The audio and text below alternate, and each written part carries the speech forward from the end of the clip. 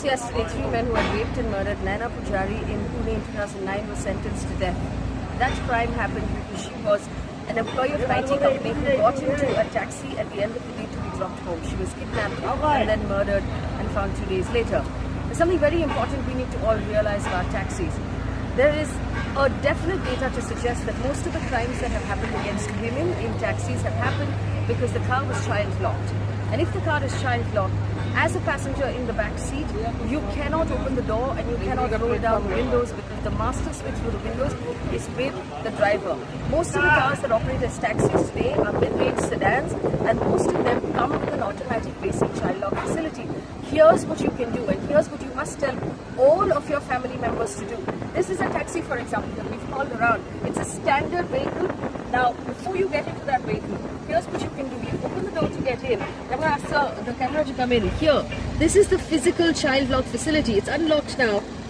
If it's pushed that way, it's locked. It's marked very clearly on all cars. Before you get into the car, check for this facility. If it is locked, this is what happens. You get in.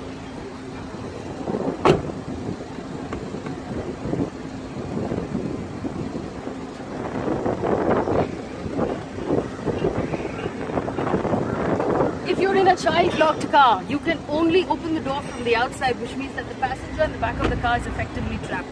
There is only one way to stop it. Every time you get into a car that is not yours, you have to check for this switch. It will take a moment, but it is so important. Make sure that the switch is off. The other thing we are going to do as a channel at Mirror Now is ask for all state governments, and every state has to do it, is to put a sticker on the car instructing every passenger to check the child lock and make sure the child lock is not on. The more important thing for the governments to do is to make sure that if a car is registered as a commercial vehicle or a taxi, the child lock is effectively taken away completely, because it's completely unnecessary in a taxi. You only need child locks in private cars. We appeal to the government to make this change, but I appeal to you to actually let as many of your family members know that this is an important thing.